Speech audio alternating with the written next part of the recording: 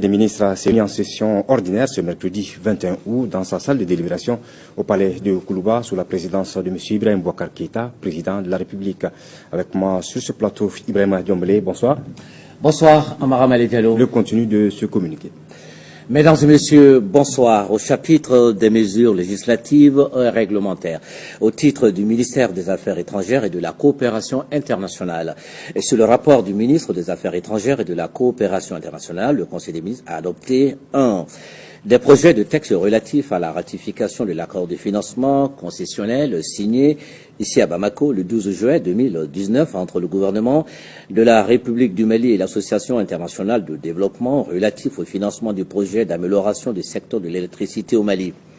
Par cet accord, l'Association internationale de développement accorde au gouvernement de la République du Mali un prêt concessionnel d'un montant de 108 900 000 euros, soit 71 433 717 300 francs CFA. Le projet, objet du présent accord de financement, vise à améliorer la fiabilité de l'approvisionnement en électricité et les performances techniques et commerciales de la société Énergie du Mali SA. 2. Des projets de texte relatifs à l'adhésion de la République du Mali à l'accord portant création de l'Agence pour l'assurance du commerce en Afrique, adopté le 18 mai 2000 à Grand-Bay, République de Maurice.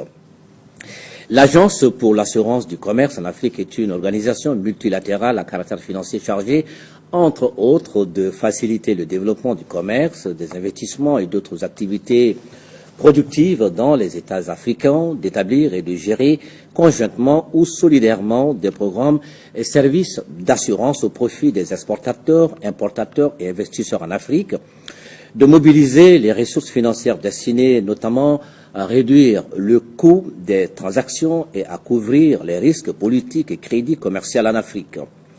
Les organes de l'agence sont l'Assemblée générale et le conseil d'administration. La ratification de l'accord portant création de l'Agence pour l'assurance du commerce en Afrique permettra aux opérateurs économiques maliens de bénéficier plus facilement de l'assurance crédit, l'assurance des risques politiques, la couverture contre l'insolvabilité et la protection de l'investissement. 3. Des projets de textes relatifs à la ratification de l'accord de financement concessionnel signé à Bamako le 12 juin 2019 entre le gouvernement de la République du Mali et l'Association internationale de développement relatif au financement du projet de gouvernance du secteur des mines au Mali. Dans le cadre de la mise en œuvre du projet de gouvernance du secteur minier, l'Association internationale de développement accorde au gouvernement de la République du Mali un prêt concessionnel d'un montant de 35 700 000 euros, soit 23 417 664 900 francs CFA. La réalisation du projet objet de ce financement permettra de renforcer le secteur minier et d'accroître sa contribution à la croissance économique et au développement durable du pays.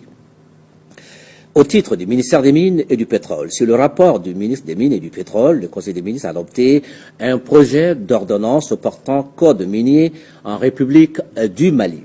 L'application de la loi numéro 2012-015 du 27 février 2012 portant code minier a permis, entre autres, d'ouvrir le secteur minier aux capitaux privés et d'accroître la transparence au niveau de l'attribution des titres miniers, d'instaurer un régime fiscal attrayant et exhaustif ayant favorisé l'arrivée des investisseurs dans le secteur et une compétitivité des entreprises minières au niveau international, d'introduire la notion de responsabilité sociétale et environnementale des entreprises.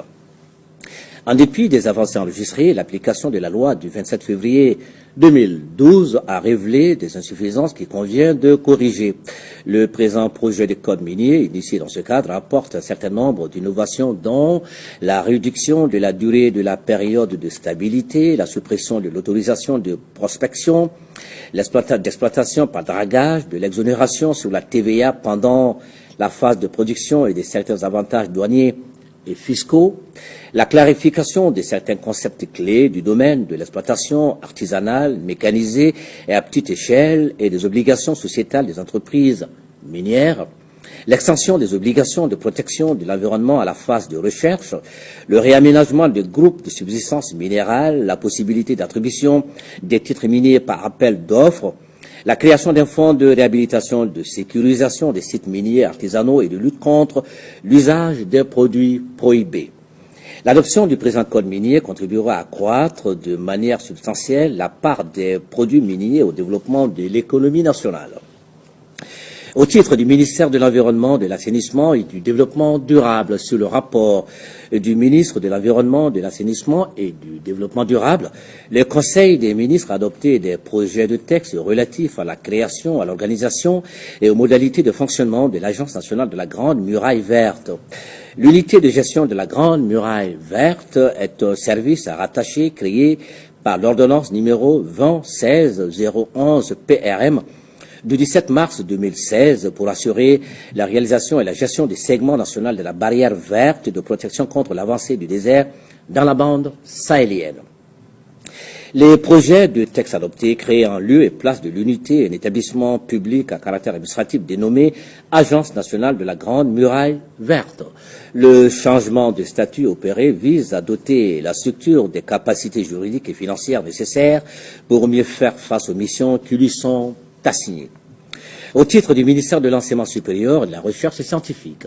Et sur le rapport du ministre de l'Enseignement supérieur et de la Recherche scientifique, le Conseil des ministres a adopté un projet de décret portant transposition de la directive numéro 01-2005 CM-UEMOA du 16 septembre 2005 sur l'égalité de traitement des étudiants ressortissants de l'UEMOA dans la détermination des conditions et des droits d'accès aux institutions publiques d'enseignement supérieur des États membres de l'Union en République du Mali.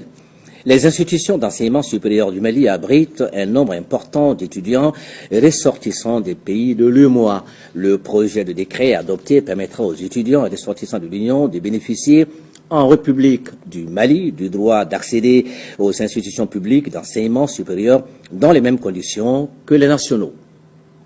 La transposition de la directive du 16 septembre 2005 vise à favoriser la mobilité des étudiants dans l'espace UEMOA. Au chapitre des mesures individuelles, le Conseil des ministres a procédé à l'énomination. La liste nominative des intéressés est disponible sur le site web du secrétaire général du gouvernement, le www.sugg-mali.ml. Amara Maledjalo, ce sera tout pour ce soir.